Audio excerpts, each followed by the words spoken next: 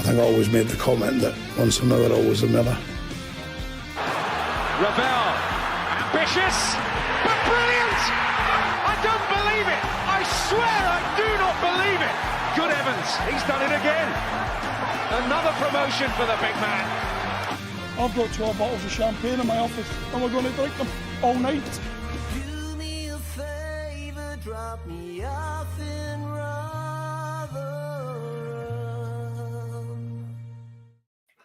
Hello, everybody. Welcome back to New York Talk. This is the Rotherham United podcast, and this festive cheer didn't go well. Back-to-back defeats so far over the Christmas period. Basically 3 games left to salvage something from this period because it's been a disaster so far. We will pick through a drab and bad 1-0 defeat at home to Wigan. Another defeat to 0, as with all our other defeats this season. And yeah, we'll look ahead. So we've just got Stockport coming to New York tomorrow. That'll be fine. That'll be easy. Mick is back. How are we, Mick? Yeah, I'm all right, mate. I'm all right. Yeah. But fair enough. Yeah, football aside, everything's good. Yeah. And Ben's back. Good news for all Ben fans, are they? How are you going, Ben? I'm good, mate. How are you? Oh, I'm okay. Thank you very much, Ben. I appreciate you being with us. Making the effort out of your schedule, taking time out your schedule to be with us. I know, busy schedule, mate. Busy schedule. Always got time for it, though, mate. Yeah. I'm sure. Yeah. We have loads of people in the comments with us already. We'll go through a specific. Steve Gunner says, "Hi, everybody. He's to get older. Watched Rotherham since he was at school. He's now 73. First time considering not going tomorrow. That's how bad they are." Martin Holland says, "Good evening, everybody. It's grim times." Steve Fishman sits with us. Apollo Road says, "Evening all. Her niece bought a bottle of raspberry gin for Christmas, and it may not last until New Year at this rate." Shocking performance on Boxing Day. Nick Kamek is with us as well. Fishman said, "What a depressing Christmas watching that pile of crap on Boxing Day." Yeah, let's just dive in. Let's just get into it. There was positivity, Mick. From me, even after the Mansfield game, because I thought there were parts of the Mansfield game which I was happy with. Wasn't perfect, and I think we lost his way. But you're going to lose games, and I came out of Mansfield just frustrated. I wasn't particularly happy, but I was frustrated. And then 10 minutes in to Boxing Day, it then dawned on me that this is really, really bad, and for it to go back to the level it was before, something's not right. Something there at the club is not right at the minute because it was back to normal. It was no better business as usual, wasn't it? It was ineffective, totally ineffective.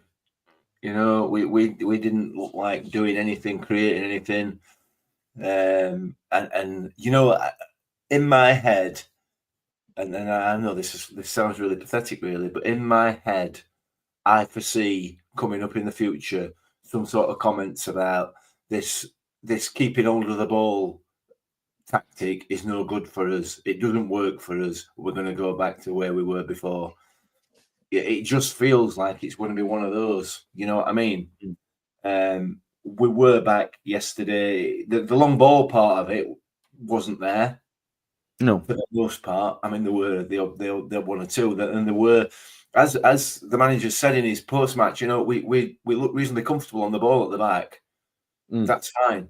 That's fine. But we all know that you've obviously got to get it forward. And there were none of that. There was no interest in that whatsoever. And when we did get it forward, we just didn't keep hold of it. And I don't understand why. Andre Green and Malik Wilkes weren't really in the game. We didn't give them the ball. It was woeful again. It was dreadful again. And it was just...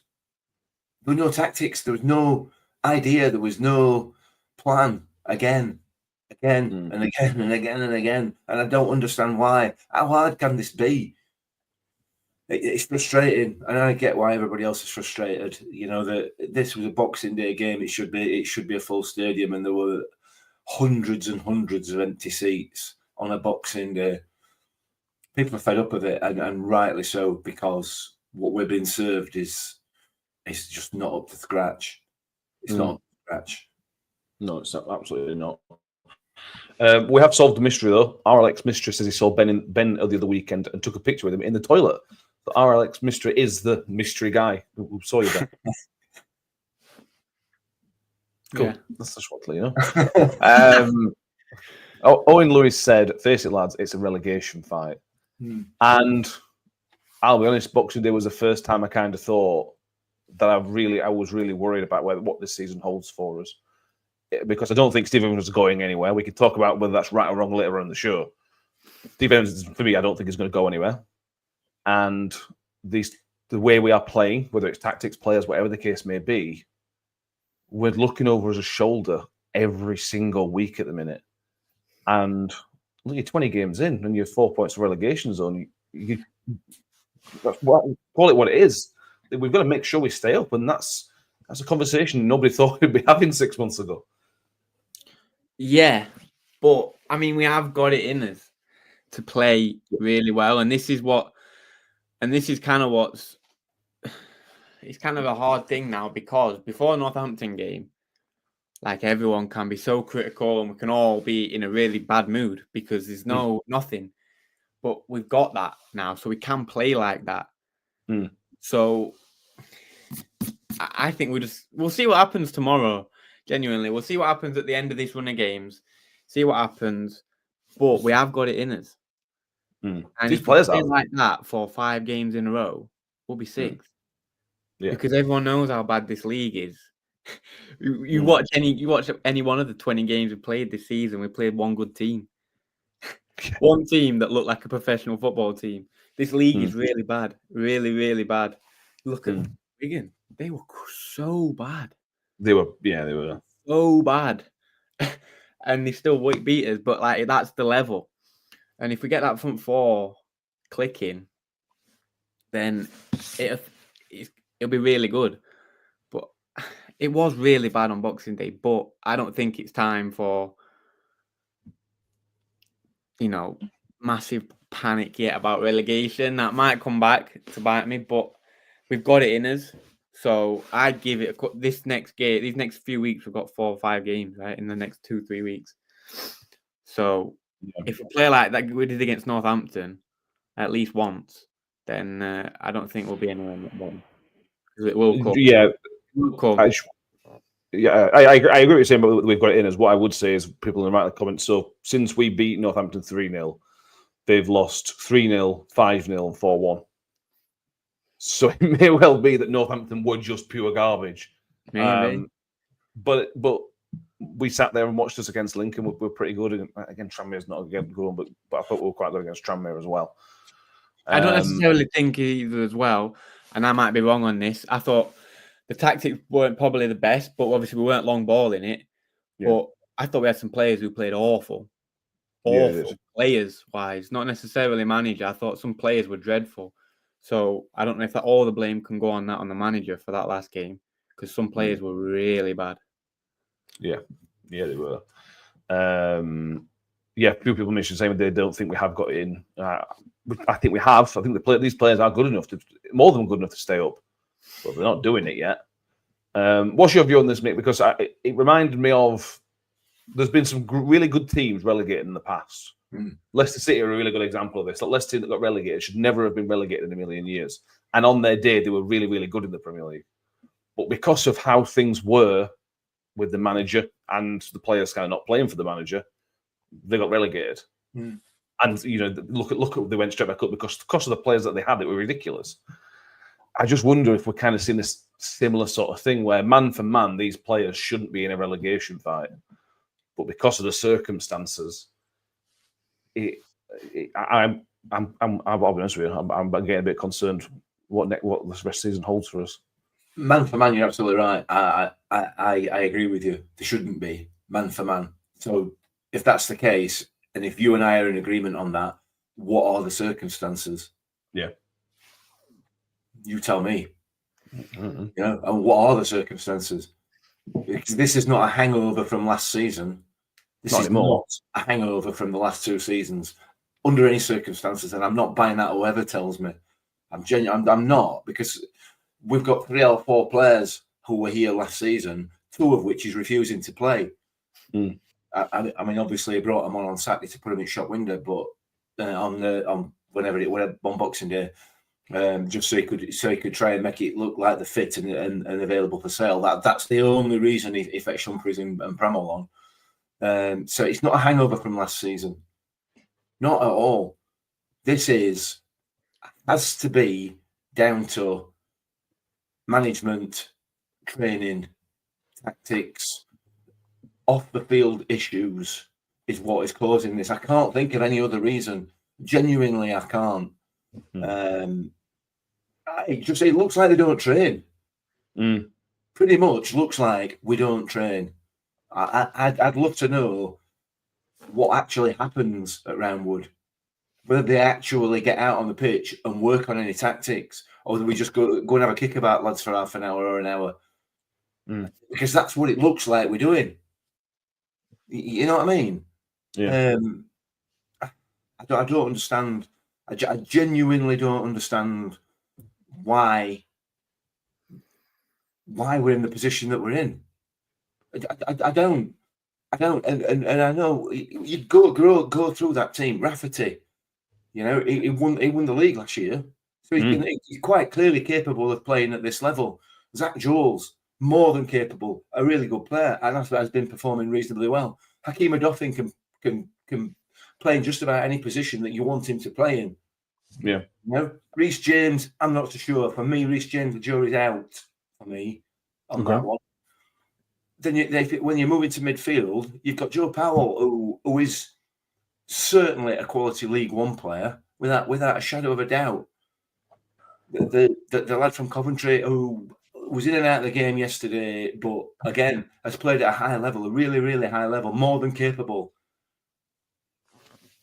Clark Harris, I wouldn't pay him in washes, quite frankly, the way he's performed this season.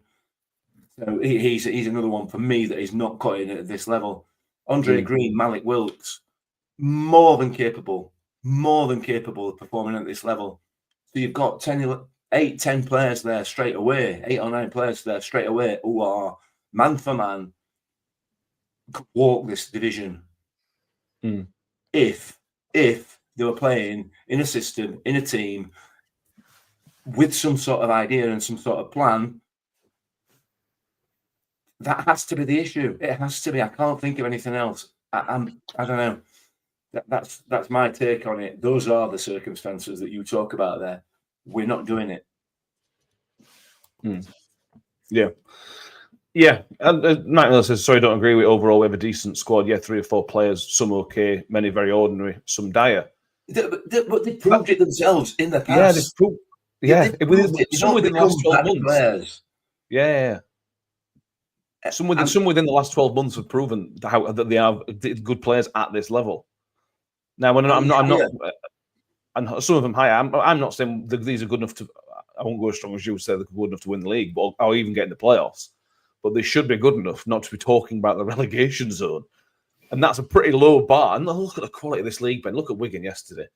The frustrating thing is they deserve the win because they were the better team. They were better than us. Having said that, they are very, very limited. And for a team that is limited like Wigan to come to our place and earn the win and deserve the win, again, that feeds into my concern of where we're going. They deserved the win because they were good. No, but that's what I mean. They didn't deserve the win because they were good. They deserved the win because we never kicked the ball before. They were the better team. Yeah, I agree.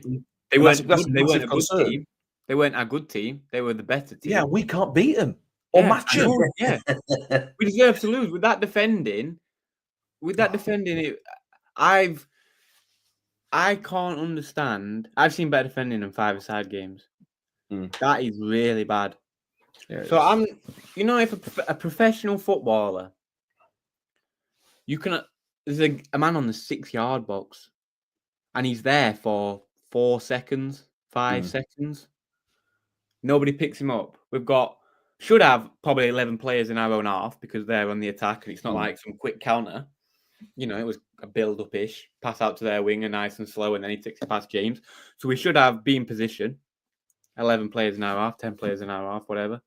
No one's seen him. Keeper hasn't seen him, obviously, because he's pointed him out. So what's Phillips looking at? what centre half's looking at, what a midfielder's looking at. Their guy just walks in. He didn't walk, he stood still. With ball. No, there with the ball. Walks in with ball. Looks up. Nice little pass to his teammate, and it's 6 yards out. It's 1-0. Mate, it's one of the worst goals I've ever seen, defensive wise. It is so bad. It is so bad. It's like at school when you had the lads who played football against, the normal guys, normal students. 2 people play football on a team and they just do that, the walking box, and it was so bad. It was so bad. Defending, and I said this to you, Matt, on the way out. Defending is you see good defenders. They're not like crazy athletes or crazy talented, like Gary Neville or I'm struggling to think of someone else. They're not crazy talented, but they're just amazing defenders because defending is effort and defending is all it is effort and a little bit of knowledge. That's all it is. It don't take crazy athleticism to defend, and if you can't see someone on the 6-yard box, God help us. We need that help, I think. And Ben's right, that goal, we could talk about Reece James, maybe should have done better, but fine, their players done a little bit of decent skill. Let's give their player the credit for that. But the man in the box, if you watch the goal, what I'd like to say is it was a really good movement. He went forward and helped move back and held us. He literally stood still 7 yards out from the goal. And Ben says, nobody picked up the man in a black shirt of the opposition standing still. Can I just say as well, it could not be more obvious what the guy with the ball was trying to do. Yeah, exactly. It could not be more obvious where he was looking. Yeah. You know what I mean? Yeah, mate, go on. Well, I mean, the first thing I would say is let's not let Reece James off. Okay. Well, let's not, because it was decent skill. Well, the player's picked the ball up on the wing. Okay, he's gone to the byline, he's cut in, he's beaten Reece James, he's got him behind him. Not for the first time this season that's happened. So James shouldn't be allowing that. The other 10 players, let's say that there's 10 players in our half. How come he's 1-on-1 for all that period of time? Nobody's come across in the thinking, well, Reece James has been beaten and got him behind a few times this season, because we all know that. We've talked about it. But obviously the players seem to think that that's not the case because nobody went across to try and close that man down. I have no idea where everybody else were. Absolutely no idea. They clearly weren't paying any attention to what was happening in the box. Whether we got all 9 players, 10 players, 11 players just ball watch, I have no idea. But as Ben said, it was the most simple of goals. It's absolute textbook, byline, cut it back, edge at 6-yard box, bosh. I mean, and then, like you said, they've had the time. They've had so much time to close down the players. To I don't know. I don't know. It's just schoolboy defending. It's really not good enough. Really, and what else can you say? I know. Sorry, this so is frustrating. Really it's so annoying. Yeah. But from that point on, game over. Game done. Yeah. Yeah. It was bad. Created Stockport, Lincoln, Huddersfield, and then Bolton next. Where are the points coming from? That's a really, really good question. Because there's some decent teams. Wigan aren't a decent team, but they were still better than us. Those 4 coming up on their day are really good teams on their day. David Napper says, unfortunately, Evans is emulating his fellow Scott Tom Doherty from 1968. He promised to take us out of the division we were in at the time. He did. We got relegated. Mike Rushford says, Rafa is poor. What is he good at? He's very poor. That's what we're seeing. Absolutely. I agree with you, but he wouldn't have played for Portsmouth 42 times in their league-winning campaign if he wasn't decent, if he wasn't hard, it wasn't okay. We're not seeing that. I completely agree, but there obviously is a player in there somewhere. I'm not saying it's a world beater, but there's obviously something there. Peter Jefferson says, set up on a plate for Wigan's goal. No Miller's within the yard, been plenty of time to pick his spot. Nick Hammett, it's increasingly looking like a side who isn't buying into the manager and the plan. Players run football clubs these days, not managers, hence why one was so successful. So this, I suppose let's come to this then, Ben. So what we're saying is these are individual mistakes and players are just having bad games, essentially, regularly. So well, that's not the manager's fault. Is it the manager's fault that man wasn't marked? He can't spoon feed them everything. These players are independent grown-ups, and as professional footballers, they should be identifying those issues in those split seconds. Is that on Evans? He signed him. Fair enough. He signed him. He should have done his research. But, well, who was it back? It was Jules. Zach Jules. No, not Jules. No, it was McCart. McCart, Hacks, and Reece James. So, right. So, Reece James, we've talked about, got beat 1-on-1. He's all right. So then it goes to a Dauphin, covering essentially, not a centre half. McCart was crap. Well, he is, and I don't mean that in any disrespectful way. He was crap when we signed him. He was crap at Barnsley, and he's still crap. Okay. He's bad. He's a bad football player. I don't mean that in any disrespectful way. I'm not a football player. I'm not a football coach, but he's bad. He is bad, and that's just the fact of it, man. I've said that. I said that 3 years ago when we signed him. You can pull it back. He's not the best. So it probably comes from that, and it probably comes from the fact that we have one of the best centre halves in this league, sat on bench in his trackies and jacket, which is probably another reason why that goal happened. But what your question was about? He signed him, and it takes time to build a team. Like I said that at the start, but it's December, January, nearly in 3 days. It's January. That's 6 months. That's a lot of time. A lot of time for professionals who do it every day. That's a lot of time. It's not. We're not looking for perfection in 6 months over, but we're looking for gradual steps forward. There's been no steps forward. That's what I mean. That's what I'm saying. Further back than we were in August. That's what I'm saying. Yeah. Yeah. Oh, yeah. We're looking the professionals. They get paid. We were talking about it. They get paid. Some of them get paid more than heart surgeons for this. They are professionals at what they do. This is all they do. That's what they get paid for. They wake up and do it. And does that look like a bunch of professionals who get paid? They pay their bills by doing that. And they're not playing like it. So to answer your question, mate, I don't know what it is. But something's got to get better. Robert says Evans isn't solely responsible for recruitment. Well, we don't know that, is what I'll say. Steve Evans isn't head coach. He is manager. There is a difference, which means the manager is responsible for the recruitment. Now, obviously, I'll get the stats guys. Rob's got to identify them. Rob's got to do the negotiating with the finances or whatever else. But as manager, you're responsible. Like so, when Lynn Richard was head coach, then it's a different level. When you're manager of a football club, it's a different title which involves different responsibilities. So Evans will be. I don't know. Do you also think Evans would have took the job if he weren't? Exactly right. Yeah. Peter says, fortunately, the likes of Burton, Shrewsbury, Cambridge, and Northampton are extremely poor, or I think we would be in the bottom four. Shrewsbury have picked up some points recently, and they will continue picking up points under Gareth Ainsworth.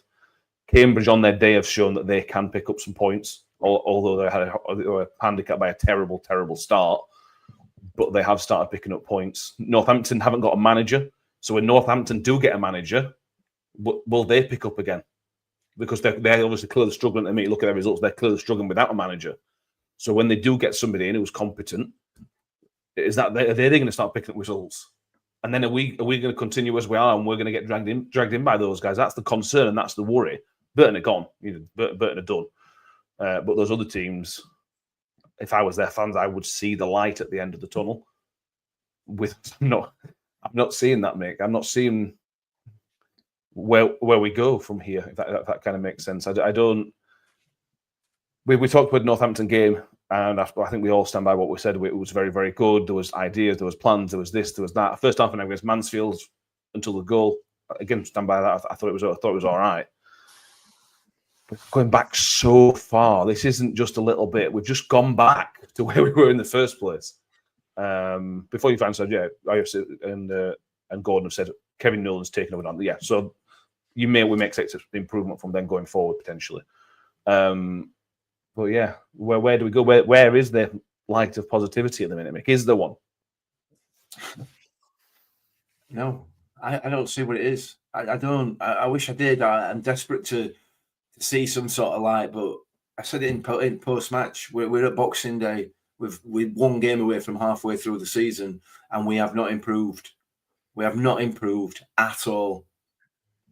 Not one bit. We are still 22 games into this season talking about the fact we've got no tactics, no plan, no identity, no nothing. It's still there. 22 games in. It's unforgivable. It's absolutely unforgivable. And I don't see, because of the egos involved in the off-field part of this football club, because of those egos, nobody's going to back down, are they? No. Nobody's going to back down and change. You know, well, for me, in my view, and I said it earlier on. I think we've got a let's get fans what they want. Let's give them some passing football, because that's what they got. That's what everybody's asking for, and so that's why we're looking comfortable at knocking ball about it back and making these decisions and making right decisions, and we're not telling players off when they send out a straight pass or whatever. And we'll be told, well, it didn't work, so we're going to go back. You had what you wanted, and we proved it didn't work. There's too many. I don't know. I don't see how anything's going to change. I genuinely don't, because the manager will stay till the end of the season minimum. The chairman won't get rid of him. The tactics, such as they aren't, will remain. I can't see he's going to change anything. Because I don't think he knows how to. Quite honestly, or Rayner doesn't know how to. One of the two.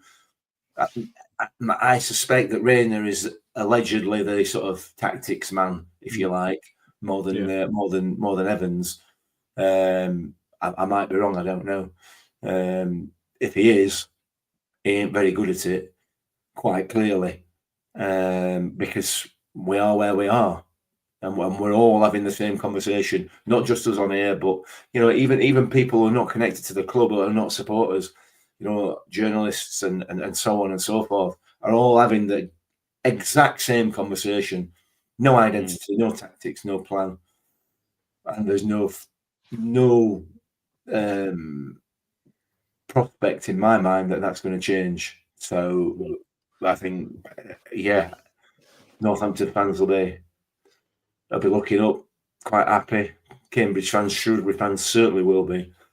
And we'll be one of the teams that they're looking to catch and drag in there. Well, they won't need to drag us in.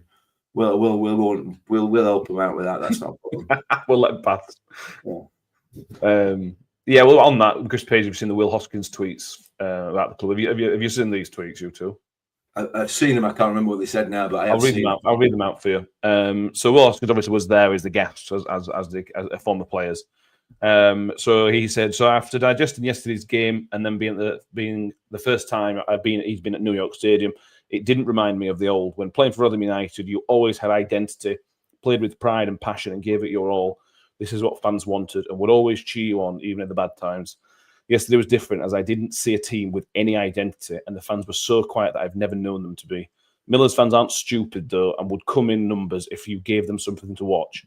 I believe, and would sing their hearts out until the final whistle. I hope the good times come back to them, as the people that are in and around it give it everything and deserve it, as the fans do. But it has to get right on the pitch.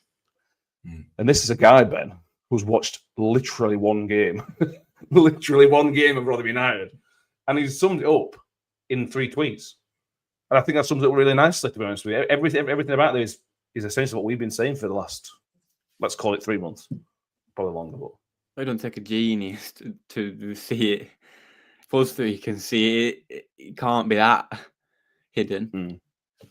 Yeah, we said it since the first game. We've said it when we beat Huddersfield 2-1 and we got slated for it. We said it then when we were playing crap and winning, and everyone, why are you complaining? You know, we're winning. Mate, it's been bad all season, like Mick said. There's nothing else to say to that. It's not ideal for a podcast, that way. Tweets are just true. Just true. Yeah. Okay. Cheers, man. Scott Kent says it's like watching last season all over again. He said in August this was probably the worst side Evans has ever put together, and we are in for a long season. He stand by that. It's looking like it's turning out to be right. David Apple says what I don't understand is why we are so poor this time around compared to the first time in charge. Presumably, it's the quality of the current players. Well, it's not, is it? In my view, it's not, David. We're not playing the same kind of football that we played last time Evans were here. Not even close. Not even close. You know, there was a plan last time. You know, there were tactics. We did. There was a method and an identity to the way that we played last time. It's not even attempting to play in that same fashion. Not even trying.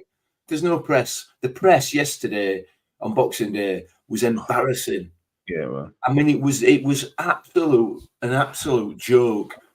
It really was, because it was clear that they were trying to, and Clark Harris just lumbers around up front. There is no way he's going to catch anybody out with a ball. They're going to have to actually fall over, sit down, and tie the shoelaces together by the time he gets there. You know, that's not his game, and yet we're asking him to do it.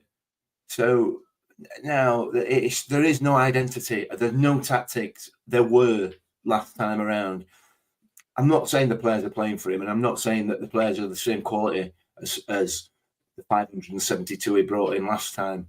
However, what he did in terms of the way he got the team to play is just is a million miles away from what him and Rayner appear to be attempting to do this time, which I have no idea what that is, quite frankly.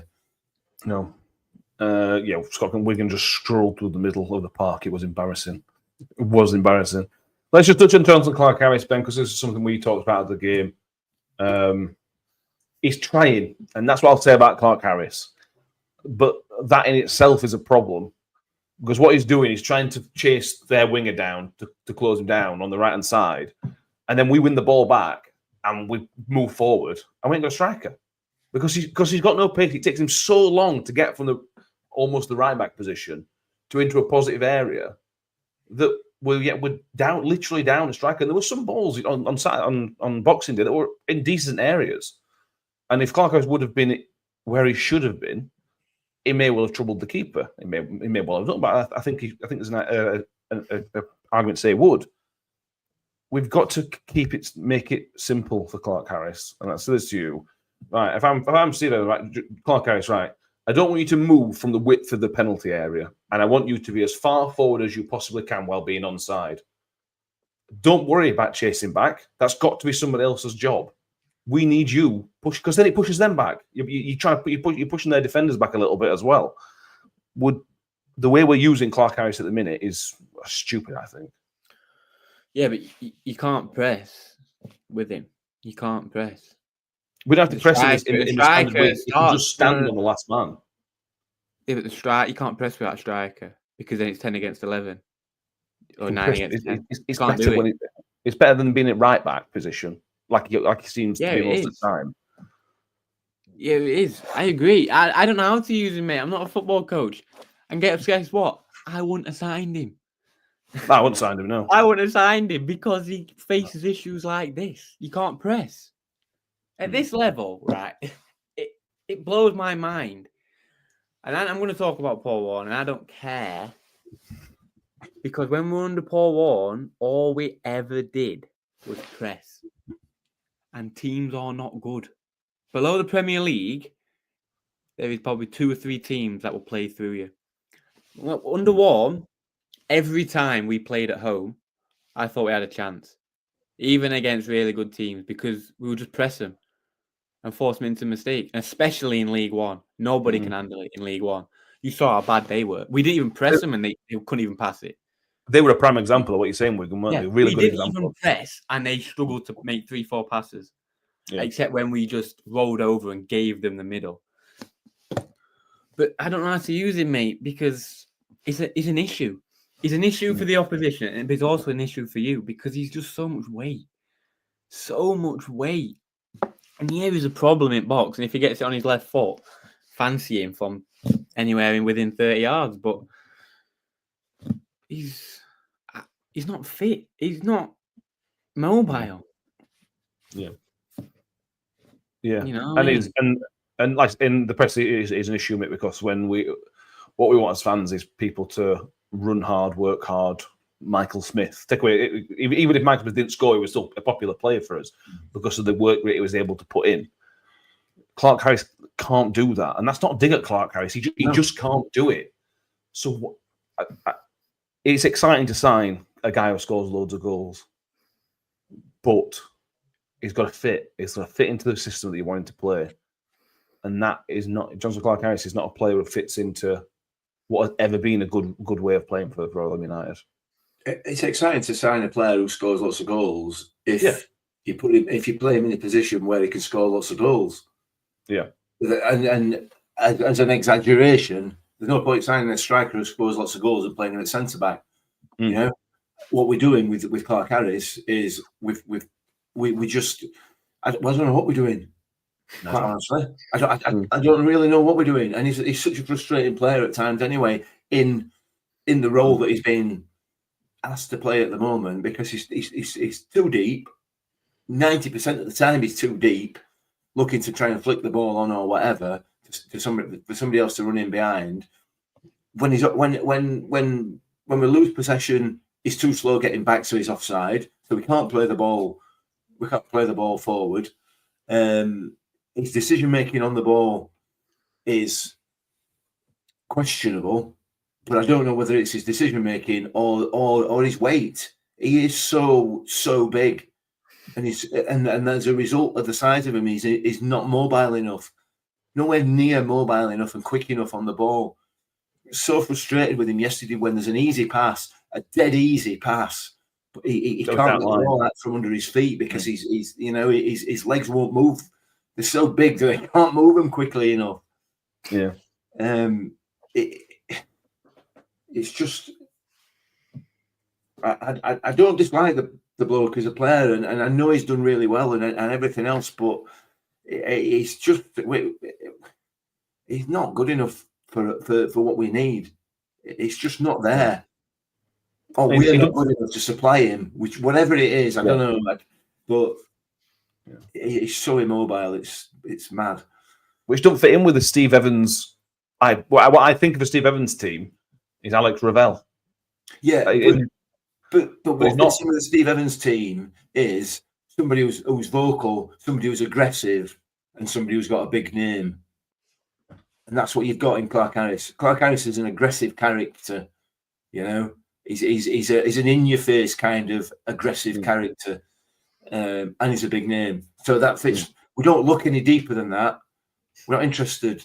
That's how it feels to me. You know, it's a marquee signing. Let's sell some season tickets. This lad's scored 30-odd goals at this level. He's been here before. He's a big name at this in League One. That'll do. Not well. Will he fit into the team? How are we going to play? None of that, because that doesn't matter. Yeah. It appears. That's how it feels like, anyway. Yeah. Nick Hammock says it's showing more why Tony should have kept Liam Richardson. He'd have recruited younger players and would have been damn high up this league. It would have struggled to get lower than where we are at the minute, to be honest with you. That might still happen, but I would have been amazed had Liam Richardson been as... If Liam Richardson was still here and we were 10th, I think he'd been sacked, to be honest with you. But also, Tony Stewart didn't want Liam Richardson. Tony Stewart didn't want Liam Richardson in the first place, let alone to keep him. That was never going to happen. No. Never. I agree with Nick. Definitely should have kept him. Without a shadow of a doubt. Yeah. But Stewart weren't having any of that. He wanted his man back. Yeah. Right, we're going to come back to maybe Stewart in a minute, but we'll talk about the Jordan Hugill situation, I suppose, is a way to put it, Ben. Jordan Hugo obviously came on late on in the game because we were desperate, and he's the go-to man when you're desperate at this club at the minute because he's on a really long contract, well-paid, long contract. There is an issue with Jordan Hugo, and he took some stick from the fans, and he gave a little bit back to the fans as well, to be honest with you, which is never a good sign of a team. Just on that incident, did you have a view on it? Obviously, it looked like he was offside, so he obviously didn't go for the ball, and then the fans got frustrated with him because he shouldn't have been offside for me. But then he got frustrated because the fans were frustrated. Did you have a view on it? Did you ask me because I love him? Absolutely big fan, yeah? Yeah, I can't get enough of him, mate. When he was starting every single game, he's just such a frustrating player to watch because he's not very good, and he's got his technique, right, or dead ball technique or volley technique, insane, really, really good. Everything else, not very good. He's not a very good player. That's all there is to it, mate. He can't win an header, even in this league. He can't hold ball up. He can't pass. He can't press. He's offside quite a bit. Can't floor more than he's not. And he's on probably one of the highest contracts in the club. So I'd argue probably the original contract was one of the highest we've ever offered anybody. I think, to be fair, I think it is a perfect explanation of how the club is performing. I think that's what it is. Perfect explanation of where we are and why we are where we are. Yeah, I agree. Because it's just not good, and it's nothing to do with how we're playing football. Is why this situation is an issue. Because I'm not being funny. I'm not being funny. I don't know how many people have agreed for this contract when it happened, but I need to know who's in that room and how many people have said yes. This is a really good idea. Because Stuart's not one to throw his money about. So what's gone off then? Why are we doing this? Is Dexter Blackstock come back to haunt him and he feels like he needs to do it again? Because it is him and Dexter Blackstock. Yeah.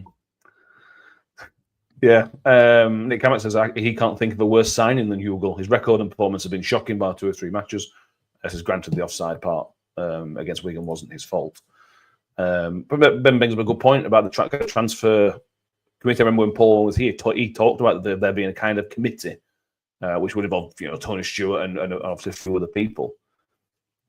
You get the feeling that as soon as Matt Taylor came in, he was given a blank check. Oh, not a blank check, obviously, because we're not going to pay money for people for a fee. But he was given it right. You do whatever you want.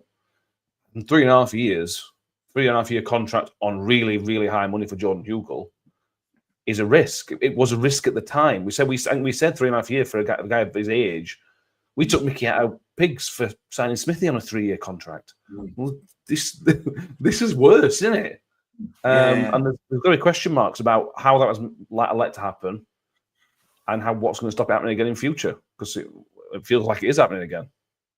Yeah, I mean, hindsight's a wonderful thing, isn't it? Because I'd have stayed in that league, and had he been playing under a manager, whether it be Matt Taylor, whether it be Evans or Liam Richardson, had he been playing under a manager that were able to get the best out of him or supply him with the ammunition, then we might be having a different conversation about him, because he's done it in the past. Like we keep saying, we've said all this podcast about different players, they're capable because they have done it in the past. Where? He's been at 15 different clubs. That's probably a good sign of a good player. No, I agree with you. I agree with you. I'm not going to argue with you. I'm not saying he's worth the money, but he's certainly better, or has been better than the dire performances he's put in at this football club, without a doubt. It's a worry, but we've got to. He's here now, isn't he? So we need to to deal with that one way or another as a football club. We won't, obviously, because we don't deal with anything, it would appear, as a football club. It feels like at the moment the heads of the board and the chairman are buried so deeply in sand that it's going to take a long time for anybody to extract them. They're just hoping that all this is going to go away. So, yeah, Jordan Hugel, I'd get him out as soon as I possibly could, quite frankly. I don't think that's for his sake as well. For his sake, yeah. His heart's not in playing for this football club. Why would it be? You know? And given now the fact that his performances have dropped off, let's be kind. Let's be kind. His performances have dropped off, and so he's now getting stick as well. What on earth that motivation would he have to play to put the effort in and play for this football club? He's getting paid, whether or not he sits on the bench, whether he gets shouted at or otherwise, he's getting paid. So that's where he is, and he'll just keep taking his money, get rid if we can. We can't afford to get rid. Who's going to back up Clark Harris when he gets injured again? Because we need a big man. Obviously, we need a big man, because if we're going to start lumping it again, which we will be doing at some stage in the next couple of weeks, maybe we could do a big man who can win a header, but let's not get bogged down in trivialities of it, you know. It's awful, isn't it? It's dire. It's so bad. The more you think about it, it's just like, oh God, surely there must be something. There must be something. Come on, Matt, give us something positive. I don't have anything. Wait until you find out who ref is. Wait until you find out who ref is tomorrow. John Morrell says the problem is the wage. You'll still need to pay some of it going forward, even if Hugo goes on loan or permanent. Same as when you kind of get rid of the manager, you still got to pay towards it, kind of thing. Yeah. But he just needs, in the nicest way possible, he needs to get out of the club. He represents a bad thing for the club, and that's where the fans are always back instantly. So if you get him out, whoever the new guy is, it'll instantly feel better from the fans towards whoever the new guy is. There's baggies there. There's baggies there that's not going to go away. Scott Kent says, guessing Tony's fell out of love again if the rumours are true, he's sunning it in Portugal. We'll see tomorrow at the game if Tony's there. The rumours are there that he's gone for a holiday, which means, well, at least we're not looking for a new manager when he's gone on holiday this time. That's a step in the right direction, I think. Is it? I don't know, actually. But let's talk about it, Ben, kind of where we go forward, kind of as a football club at the minute. There's rumours and, so I suppose, accusations, things going off in the background of the football club that to tell you there is a big problem at the football club, the way it's run in the background. That doesn't forgive how the team's playing. Let's get that right. Steve Evans should still be able to do a better job than I think he's doing at the minute. But yeah, just give me some kind of thoughts on it, because if this was Paul Warne, I think Paul Warne would have been sacked by now. I don't know why Steve Evans is getting kind of special treatment, realistically, as I see it. Yeah, that's exactly what it is, mate. We are 19th. 18th, I think. 18th. That's quite generous. And when Warne were getting stick last time and everyone was saying worn out, what were we, 10th, 11th? I think we were lower mid-table, like 13th, 14th, I think was the lowest we were. Yeah. I can check that after, but and we're 19th. We are 19th in 18th. League, 18th in League One. And you know what? We deserve to be there, and it's probably a fair description and a fair place for us. So yeah, 100 million% is special treatment.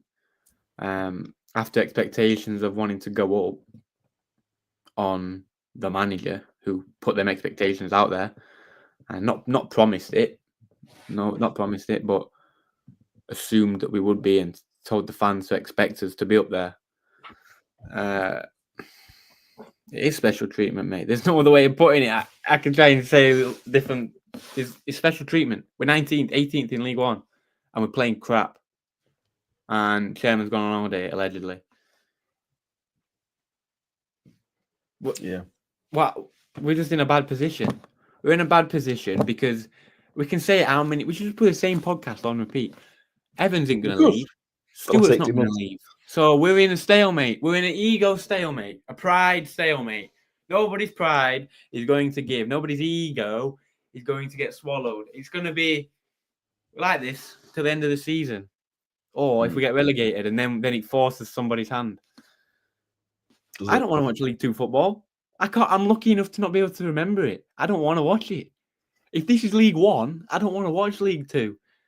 Because Jesus H, this is bad.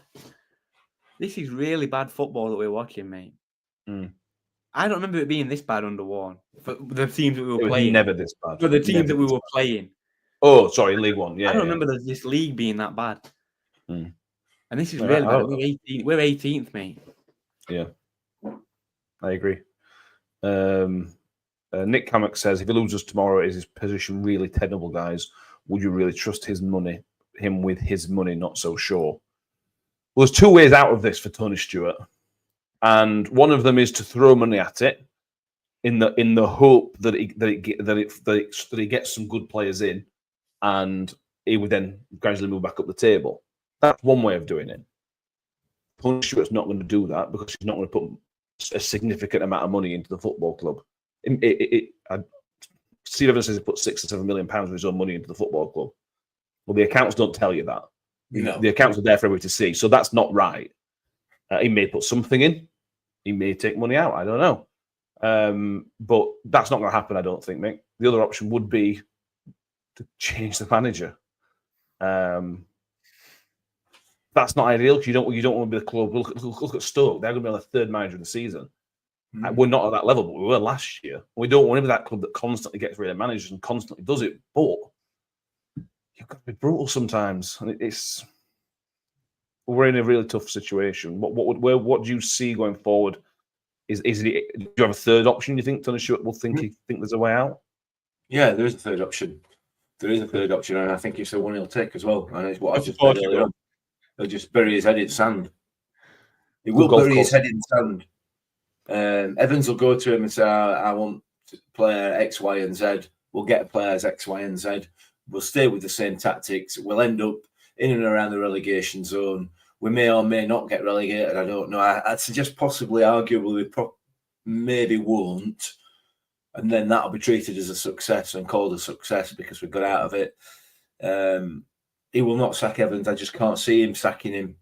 He won't, because that means he's got to admit that he's done something wrong. He's made a mistake, and I don't think he's willing to. I don't think he's willing or prepared in any way to do that, Tony Stewart. So I think the heads will be buried absolutely in the sand, and just hope and pray that it all goes away.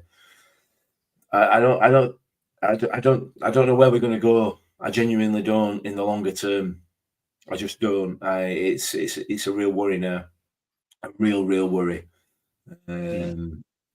So I can't believe we're having this conversation, and I find it incredibly depressing and upsetting. And it's not about. I don't find it depressing and upsetting because of necessarily the results. I find it that way because I don't see a way out of it. I cannot see a way that this club is going to escape the position that it's put itself in. And by itself, I mean the chairman. The chairman has put us in this position through his own pig-headedness, his own stubbornness, and his desire to bring in his best mate, who he'd sacked once. And I just it's just gone from. I can't remember. I don't know. It was John who put in the comments. How can you go from being a football club that's run the way it should be when Paul Warne were in charge to this, and that the fall from the positivity that was around the football club at that point to where it is now is just, it's mind blowing for me that it can drop so far so quickly, and I don't see a way out. I don't see a way out, unfortunately. So we need to just strap ourselves in, and I'll not enjoy the ride because you can't enjoy this kind of ride, but hope that, you know, the good times will come back. They do. They come back for every football club, but I don't think we've, unless something massive changes, I don't think we've come anywhere near the bottom of where we've got to go yet. I agree. Yeah. We thought doing a podcast might be a good idea. Martin Rushford said he needs to sell the club. There's more chance of Tony Stewart selling the club, as much chance as Tony Stewart selling the club as me winning lottery that I don't play. And that's the same chance as the same chance of him sacking Evans. At the same chance of him sacking Evans. If you listen to people who know Tony Stewart or have spent time with Tony Stewart, what he wants for the football club, the terms that he's allegedly asking for are insane. It's just not going to happen. The ego will not let him walk away from the football club, Tony Stewart. We can say and do what we want. He isn't going anywhere. He is here. We can criticise and talk about him for hours and hours and hours on end, which we have done. What do you want to do about it? Would be the question. Michael Miller says protests need to happen outside the ground when Tony's club not bothered. Needs to change. No other set of fans would let this happen. Yeah, and I'll say something I said a few months ago. I don't think he cares. I think you could protest outside the stadium. I don't think Tony Stewart would care about that. I honestly don't. He runs a football club. He's in charge of a football club. It's good for his mates to see that he's, you know, getting Big Steve to sign whoever he wants for him. I don't think he cares, and that's why we are where we are. Sad, isn't it, this episode? It's a really bad episode. It's Christmas time, for God's sake. What are we doing here? Odd transfers. Matt Miller says, "Where are these good players? And if there are any, why would they come to Rotherham? Why on earth, when January comes around, would you want to come to this?" No. You know, you've got a manager who's Marmite, but even if you can get past and you are a kind of guy who thinks you might want to work for Steve Evans, if you take one look, if you come to one game to watch this football club at the minute and you see the atmosphere and the apathy that we have towards it as well, why would you sign without without kind of money, a lot of money behind it? Yeah. Happy days, Millers fans. Happy days. We've got another game to go on. Yeah. Stockport coming to New York Stadium. It's the first time we've played them in the league since 2011, I think it is. So let's get back to the real stuff. I know you're all feeling a bit crappy and a bit down, but I'm going to cheer you up with some referee news. Lee Doughty is refereeing his first League One game of the season. Sorry for ruining Christmas and the New Year. If anybody doesn't remember, he is the man that sent off Cohen Bramwell at Burnley when Vincent Kompany told him to, essentially. Was he the Swansea referee as well, Matt? Yeah, I don't think so. No, I couldn't find it. He did the Swansea game last year, but I don't. Yeah. It wasn't the COVID one, as far as I can find out. That is Ben. I may be wrong, but I can't find it based on the list that I've found. Why have we got to have him? There's a full championship program tomorrow. Yeah. Why have we got to have him? Yeah, I don't know. He did Cardiff away last year. He did the whole game where what's his face got that Rabona, and then did Swansea. He gave 10 cards in his last game on Boxing Day, 9 yellows and a red. So he's all fired up then. So he's big time. all fired up. What I will say is it's over Christmas, so these names do change quite a lot over Christmas because of injuries and whatever else. So it may well be that we get a late Christmas gift and he's not referee, but I think it's going to be him. Nick Hammett said, I think Warren said that Stockport was the best away atmosphere he saw at New York Stadium. We've got that to look forward to. Yeah, they came in the FA Cup game. I think they saw like 3,000 tickets. It was a massive away following. They're a big club. They're especially for this for kind of League One, League Two level, which they weren't obviously below that. They're a big, well-followed club, so it should be a pretty good atmosphere from the away end. Yeah. Are you worried about this game, Mick? Obviously, they've got some excellent. Louis Barry's the headline guy who was going back on the 2nd of January. He's a very, very good player. Are you worried about this game? I'm worried about every game, mate. Okay. Yeah, I mean, genuinely, Genuinely, I mean, yeah, of course I'm worried about it. I can't see us getting anything out of it, anything at all, because you've seen the way that we're playing. They're going to come here on a high. You know, they're up that top end of the league. They're scrapping for the automatics, I guess, arguably still, because it's not, there's nobody out of sight yet. Yeah, but I'm worried. Definitely worried. I just can't see where we're gonna get anything. Not at all. So yeah, there you go. This is really hard, isn't it? This is really difficult because they're giving us nothing. The players, the management, the club are giving us nothing to hang on to at all. So yeah, it's not going to be a great day, and I think it was Steve that mentioned it earlier on in the comments. There is a part of me thinks, you know what, I really don't want to go, and I don't. I will go. I'll be there, but I don't want to. I really don't want to. Yeah. Scott Kent thinks a bit of Tonkin. Matt Miller with a bit of hope for us. We're pretty sure this, Mike, because the only modicum hope tomorrow is that we're playing a toppish side and we normally do okay against the better teams. But this time, yeah, that's true. That is true. Other than Birmingham, we've done okay at home against some of the better teams. Nothing to worry about, says Richard, about how it's a nailed-on defeat and total humiliation. This therapy podcast that we thought we were doing is not really panning out. No, it's turned into a bit of it's turned completely. Yeah. Fishman says he'll think it's about biggest hammer end of the season. Stockport, Lincoln, Huddersfield next 3 games, Ben. Yeah, 3 tough games. We saw Lincoln. We beat Lincoln when we were playing badly, which we'll talk about in a few days' time, but that's a concern. Huddersfield will want a bit of revenge for losing the last minute to us, and they've picked up a little bit of form. These are 3 tough games. Yeah, Ben. What did you say? You were lagging a bit, mate. Oh, these are very, very 3 very, very tough games. These are much tougher than Wigan and Mansfield. Yeah. I don't really know what to say, mate. I'm just going to be really positive. I think we'll win tomorrow, and I think we'll get 9 points. I think we'll finish with 91, like I predicted, and I think we'll come top. The league. Yeah. Birmingham City were coming for you. I don't even know if we can possibly get 91 points. Probably. I don't think we can. We're on 23, and there's 26 games left, so maybe. There's 26 games left, so we can get another 78 points, and we've got 23. Yes. So technically, we can still 100. Get the 100.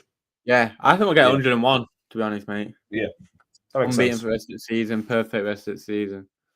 Yeah, why not? No, it's a worry, mate. It's a really big worry. But to be fair, I think we might win tomorrow. Be typical Steve Evans for us to win. Yeah, tomorrow. I think we could win. I don't think we will, but we could. Yeah. Richard says, "What's Ben on? Can I have some?" Ben's got the positivity of youth on his side. He doesn't even remember the League 2. That's what that's what it is. Yeah. Matt Miller says, and for a minute I thought Ben was genuine until he mentioned 91 points.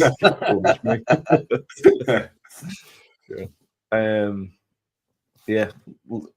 We're almost at that stage of the season where we start looking at teams around us and who they're playing. I don't think we're at that stage yet. No, not quite. But we are a month away from going, right, okay, well, who've Crawley got, who've Cambridge got, if things stay as they are, which is not where we should be doing this. These are not conversations that we should be having. You just come down from Championship. Nobody's expecting you to win league. Come on. It's madness. It's pure madness where we are at the minute. Go, mate. No, I've got no, mate. I've got nothing. I weren't looking to start. I ain't got. Fantastic. Yeah, one more game of 2024 for Rotherham United. We've won 7 league games this year out of 41. We've scored less than a goal a game 34 goals from 41 games. We've lost 25 games this year. Obviously, we'll be 42. I have to talk with 42, so one of those stats is going to change. It's been a rough year, if you like Rotherham United. 30 points. 30 points we've got in a calendar year.